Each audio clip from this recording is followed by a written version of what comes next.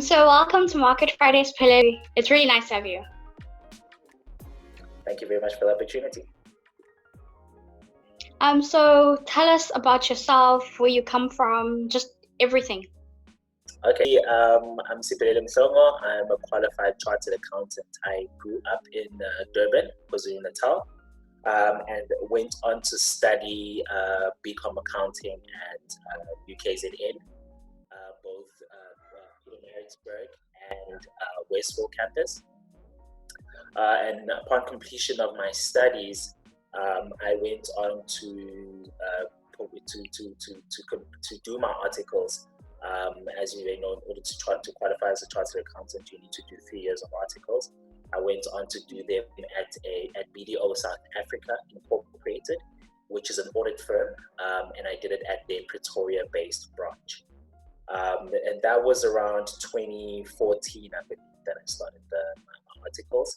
And 2017, I qualified as a chartered accountant and decided to branch out into the investments industry, where I joined Renaissance Capital, which is a Russian investment bank and a stock brokerage house, as a research analyst. And basically, my current role as a research analyst entails me analyzing and valuing JSE-listed companies, such as with a mining focus, like companies are like Anglo-American, for example. And most recently, I've started picking up beverage companies, so more of a consumer retail focus as well, with companies such as Distel, which people may know through the Hunters brand. Hunters, they're the guys that produce Hunters Dry, Hunters Gold, and Savannah and the likes. So that's basically in a nutshell what I do. And then obviously after we've analyzed and we've researched these companies and valued them, then we go to your big asset managers such as Coronation, Public Investment Corporation, the PIC, APSA, and we sort of present our findings and our views on a certain share price or share listed on the JSE, and that really informs how they actually structure their portfolios as well. So, and just to give you a bit of background as to why the sudden change, from audit all the way to investments, was because for me, audit felt like it was very confined to financial systems. And I did this career because I really wanted to get a fundamental understanding of business in itself and what are the different drivers of the business from a day-to-day perspective, from a profitability perspective, and from a valuation perspective. So that's really what informed my jump from audit to the investment, to being an investment professional. And then from a personal perspective, as I said, I grew up in KZN. Now I reside in Johannesburg, which is where Renaissance Capital is located. From a personal perspective, for me, I'm just, I'm one of those normal guys that like sports, like reading, spending time with friends, spending time with loved ones, just to relax from time to time. So it's, contrary to popular belief, we're not always working. We mostly work. Yeah. So, going back to when you did your degree at UKZN, can you just tell us some of the roadblocks and what a person who's doing accounting right now should watch out for, and what advice would you give to them? No, that's a very vast question, and I say that purely because each institution, UKZN, UJ, VETS, UP, they all do it differently, and I can give you the different contrasts in the sense that, and this will actually feed into my experience as I studied BCom accounting at UKZN, excuse me. At UKZN, the whole BCom accounting stream was based on, it was based on a lot of what they thought was support. But unfortunately, it's like, the only thing I can liken it to is smothering, for example. Because you have a huge workload, you have a lot of questions that you need to submit, a lot of exercises that you need to do for each of the different modules. So at my studying at UKZN really comprised of a lot of lack of sleep, but more importantly, a lot of background work consistent work in order for me to stay abreast of everything. Which is the reason why, for me, a lot of people actually don't really make it at UKZN, just because of the sheer workload. They didn't give you enough time to grapple with it. And that's the essence of big accounting. It wants you to have a fundamental understanding of the principles in which we study, not necessarily the different ways in which you can implement it. Because if you understand the principle, it's easier for you to implement it on everyday scenarios, on every sort of question. And that's where UKZN fell short for me, in the sense that it didn't give me the time to grapple with it on my own. And that was really the hurdle that I saw as a big stumbling block. When you're not given enough sufficient time to actually grapple with the information, a lot of people are not able to cope. Versus a UJ or a UP or a VITS, for example, where you're given minimal time, where they give you lectures, but the tutorials are not as extensive. They're very pointed, they're very focused, and they give you ample time for you to actually grapple with the material. And I'll give you an example, because when I actually started at BDO, I was actually the only KZN graduate to actually choose to come up to Pretoria and do my articles at BDO. And the one question that I got was, why did you do it? And for me, it was a mixture of career progression and a calm environment. Pretoria has that mix. What I learned from the different guys that went to UP, UJ, and VITS was that they had time to actually take a 2:00 nap, for example, and then wake up and be fresh enough to actually tackle the tasks that are at hand after they've had to attend lectures and do a tutorial in the morning. So that really gave me a sense of the different approaches that the universities actually take, and it gave me a real sense of what's best. And for me, what's best is having more time to actually grapple with the information. So, if you're in an institution like UKZN that didn't give you enough time, you have to sacrifice some sleep, you have to sacrifice some time with friends, so you can carve out that time. But in other institutions, you are given that time, and that's where I feel like you need to do the most justice to yourself.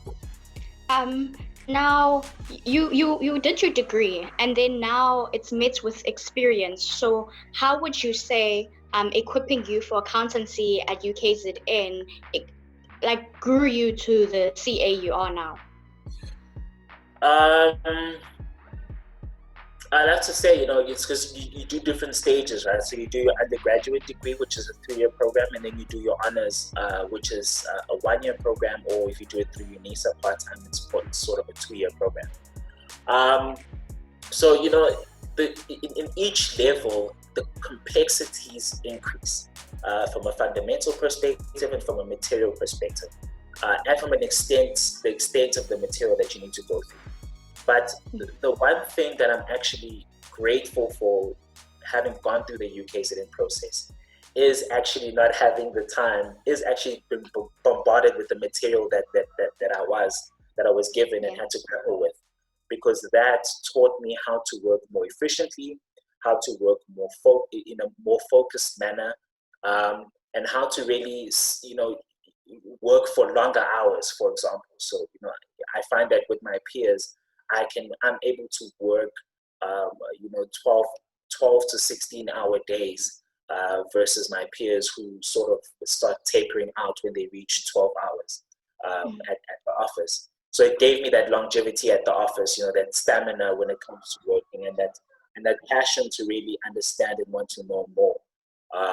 because as you know, in this environment, you know, chartered accountancy, a lot of people believe is about, you know, bookkeeping and, you know, being a bean counter, just looking at the numbers, but it's so much more than that.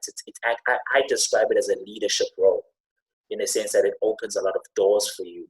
As a chartered accountant, you can choose to be an auditor, you can choose to be in the investment sphere, you can choose to be in finance, preparing financial statements, you can choose to be in risk, you can choose to be in any sphere that you actually want to be in. You know, there's some chartered accountants that go into marketing, because you actually get taught those fundamentals in the chartered accountancy stream. So it prepares you for leadership and not necessarily to just count the numbers. Some people just say their degrees didn't really prepare them for what they're doing now.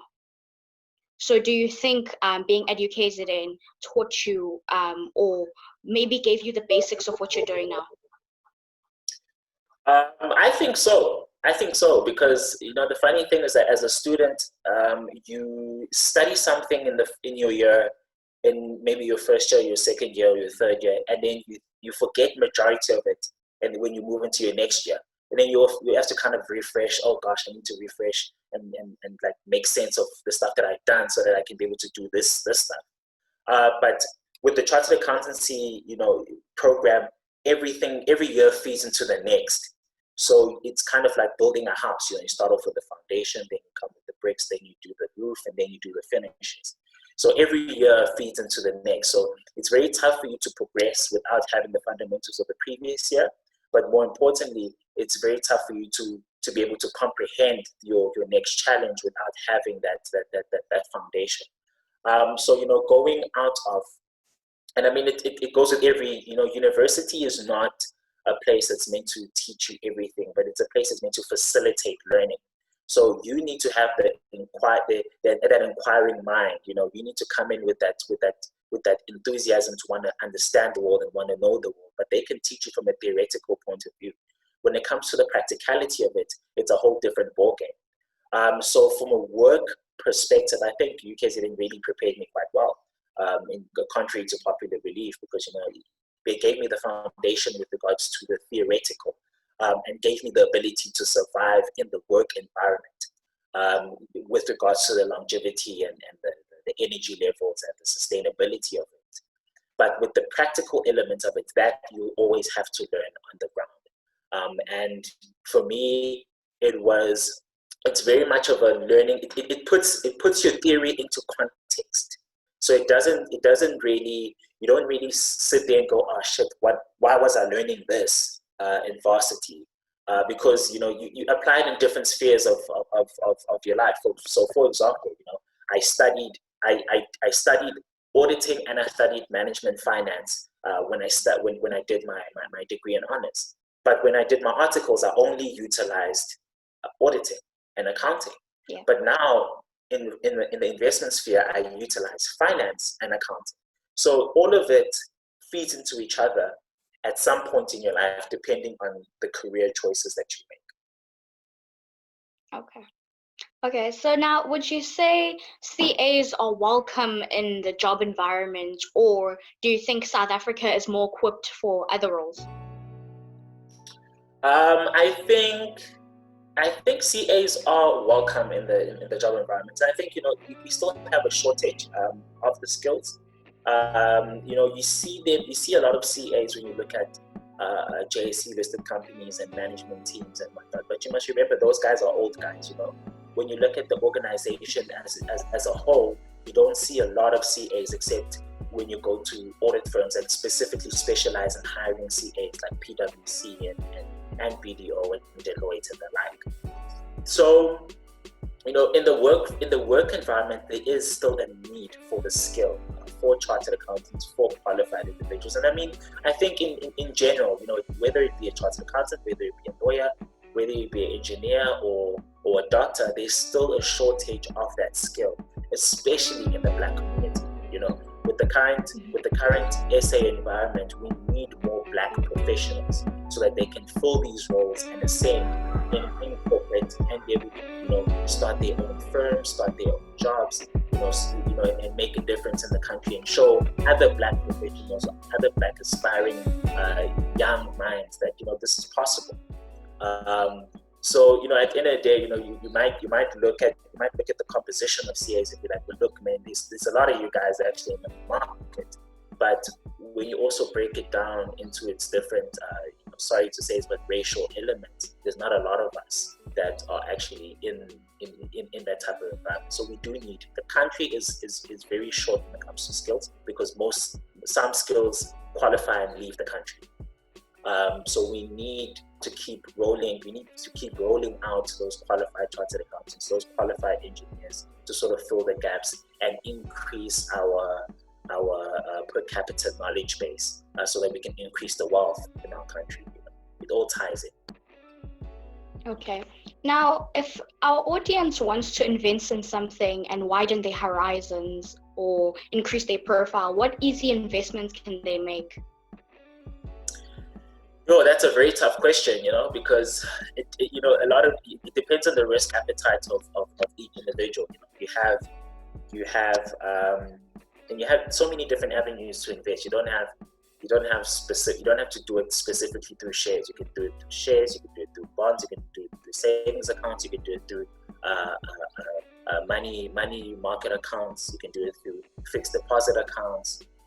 So there's different ways to save, but it all goes to the individual's risk appetite. So an individual that would like to be more involved and more, and has the capital, has the money, and wants to be more involved with shares, would be more inclined to invest in the JSE, for example. But you also have different variations of that as well. So as a young aspiring professional, if you don't have the capital, they do have dummy accounts that you can open, that sort of mirror the returns you would make if you were investing money in these type of shares. So sort of give you an avenue for you to learn and really progress before you actually want to invest. So my short answer is, there's different avenues. It all depends on the risk appetite, and that's where you need to consult a financial advisor, for example, to sort of give you the right avenue, so that you can see the type of person that you are. Because at this point in time, you think to yourself, I want to invest in shares, but I don't know how, firstly, and I don't have the money, secondly. So you don't know the information that there's a dummy account that you can open that can give you that sort of experience. And then you don't know that you can actually get capital. If you do have 1,000 Rand and you want to actually invest 2,000 Rand, you can leverage that money. You know what I'm saying? So there's different avenues and there's different ways to do it. So that's why you need to consult someone, a financial advisor or a banker, that will give you more insight. But then you also need to consult. You can also consult friends and consult around your studying environment. There's other people that actually are engaged in this type of stuff. Purely because when we interview people to come in and work at Renaissance Capital, for example, or at another financial institution, these are all pertinent questions. That how have you shown that you are interested in the investments industry? Are you personally invested? Do you have a dummy account? Do you follow shares? You know what I'm saying? Sometimes you don't even need to invest. You just need to follow the shares and how they perform. Follow your favorite companies. Follow the news flow. Understand the news flow. For me, it was easier to follow the news flow so that I can get context, and then sort of dive deeper into the implications of it for a company on a case-by-case basis. So the short answer for you is consult your financial advisor so you can understand your risk appetite and then take it from there, because there's so many different avenues. Okay, so what problem are you facing with your specific role right now, and how are you seeking to overcome that? With my specific role now, because when I first started my role, I started off as sort of an associate or a trainee analyst to the head of mining, the mining team. So for me now, my biggest it's not really the biggest problem, but the biggest challenge in my life is transitioning to stand more on my own. And that is, that I'm seeing that in my coverage of the beverages sector, in the more consumer focused stocks, that I'm able to hold my own. But the funny thing is that until you do it, it always seems hard until it's done. You know what I'm saying? So it's very important that you first overcome your fear, because that's the first thing that we always have as individuals. You have the fear of the unknown, the fear that I'll fail, the fear that I won't be adequate enough. But the first thing you need to do is that you need to overcome that fear. And the way to overcome that fear is to just understand the fact that it is something new and you're going to give it your best shot. That's the first thing that you need to tell yourself. And the second thing is to actually do it. And once you actually do it, you see things unravel, and you see things come in light, and you actually get pleasantly surprised by some of the situations that you faced. So, for example, I started having my first one-on-one meetings with big fund managers this week on my own, and it was because I first needed to publish a report on my own, and and then host meetings with clients on my own. And that's a very daunting task when you have to first write a thought-provoking report on your own, especially on a big company, a listed company. And then on top of that, you need to sell that idea to big fund managers that already have some sort of understanding of the company and want to actually listen to your thoughts. And if your thoughts don't make sense, they just throw you aside. If your thoughts make sense, they acknowledge you. You know what I'm saying? So the possibility of failure is actually quite high. But when you put it in context, in the sense that let me put my all into the report first, get that done. And you take that milestone approach, and then you set up the meetings and you prepare for the meetings. You look at your report, you look at your charts, you look at everything. You structure your presentation right, and you make sure that when you go into your presentation, you're walking with that confidence. You're firm, you're confident, and you speak your word.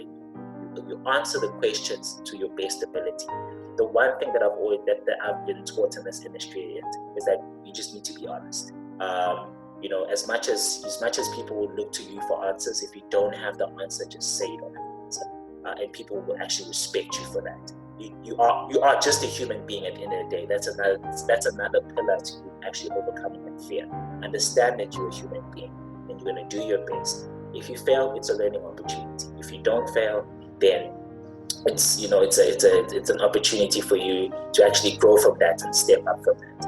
And I find it very hard. A lot of people actually find it very hard to ask me things, especially with regards to failure, because studying, I've passed everything first time, and qualified record time. So it's a lot of people would think someone like that doesn't fail, but there are things that you fail at in life, little things that would affect you just as much as the big things. So it's just about understanding that I'm a human being and taking it within your stride. And that's the only way that you can overcome it. And it's worked for me this week. I've had stellar meetings with some of the top fund managers in the country, and they were very open to my thoughts and to my insights, and were actually very appreciative for it. So it shows that if you just do your best, take it milestone one step at a time, and you end up killing it, and you get so much more confidence from that going forward. Now, if you would give young entrepreneurs advice, what would you say to them? Young entrepreneurs. The funny thing is that I'm a semi-risk averse person when it comes to business, right? And I feel like the reason for the high business failure rate in the country is because people are not willing to do the hard yards first before they go into business. So, for example, when I was at university, I had a choice. I started a company that used to do corporate wear. So that's your branded golfers, your branded caps, your branded cups, things like that, right? But I reached a milestone firstly where I had to decide whether to put more input into my career as a chartered accountant, into my studies as a chartered accountant, or push this business thing, right? And when you think about it from a sustainability perspective, it's better for you to go to a bank and say, I need financing for my business as a chartered accountant, than to go to a bank and say, I need financing for my business as nothing. You know what I'm saying? So Yeah. a lot of people don't want to put the hard yards in first. Get that qualification that gives you the base, that gives you the foundation to have some sort of fundamental understanding of what happens in the business. And then your second step is to actually go into the industry and understand how the industry works. If you're going to try, I mean, I could have first went and worked for a marketing or a branding company or a manufacturing company to understand the process first before I go into business on my own, to understand the business first of all, but secondly, to build contacts, because a lot of businesses fail because they don't know where to go. They don't know what to do. So in order for me to build contacts, I need to actually be in the industry, build those relationships, and then sort of branch out from there and be like, okay, good, now I'm ready to start my own business. And that's the problem with a lot of us young professionals, especially young guys. A lot of people are forced to open their own businesses because of circumstances. That's understandable. And that in that sort of sense, you sort of have to do everything as you go. But in the situation where you don't have to you don't have to go that route, then you just need to bide your time. My mother always said to me, don't run away from studying. Don't run away from the hard yards. Those are the things that are going to set the foundation for you to be able to achieve things a lot quicker, but more importantly, have the proper foundation and see exponential growth going forward. And today I've met a lot of the guys on the investments, a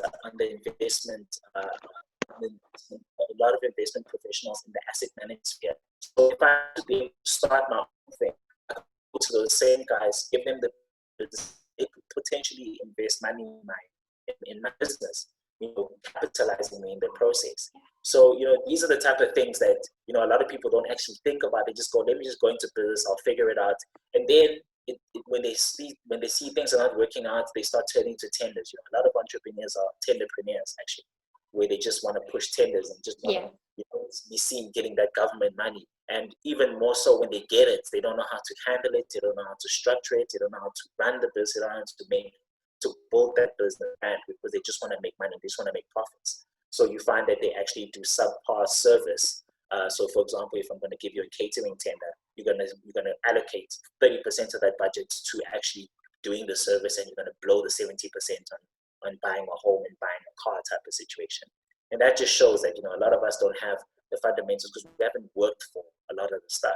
Today as a student, if you get R1 million, you will know what to do with it. If you get 20 million rand, you won't know what to do with it, because you haven't worked and earned a lot of money and had to do the hard yards. But for me, if I get R1 million, I'll know what to do with it. If I get 20 million rand, I'll know what to do with it. But if I get 50 million rand, then I won't know what to do with it. You see what I'm saying?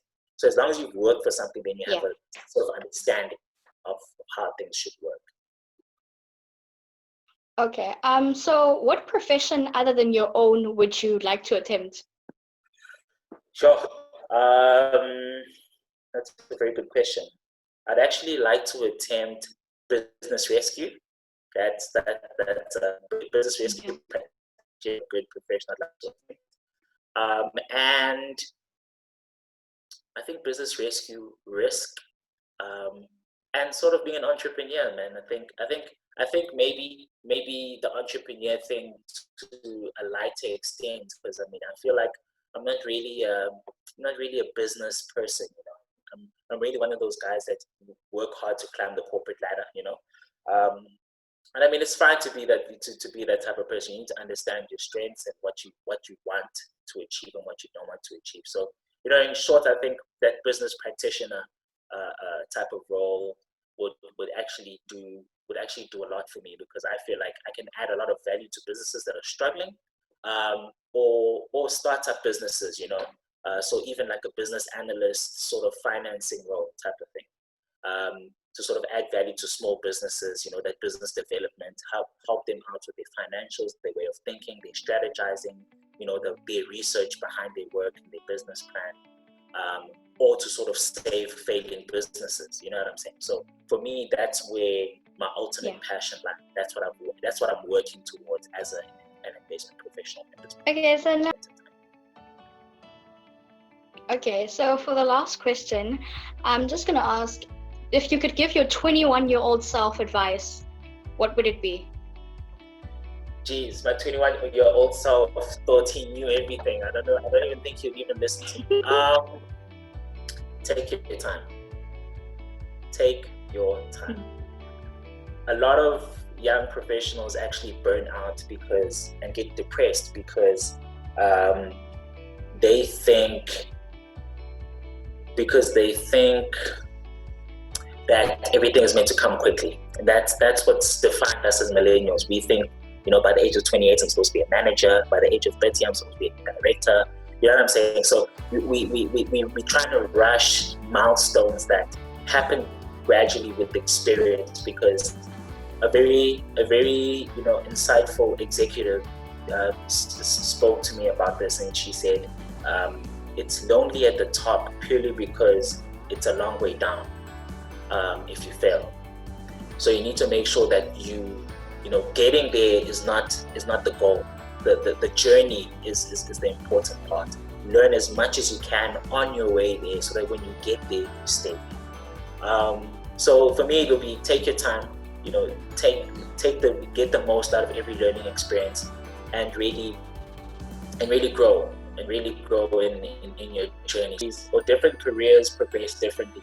You might get held back a bit in your 20s, but then your 30s might go very well, and you actually accelerate pretty quickly. The problem is that when you put such timelines and such hard targets on your life, you give yourself undue pressure, and it depresses you, it weighs on you, and it actually hinders your ability for you to perform.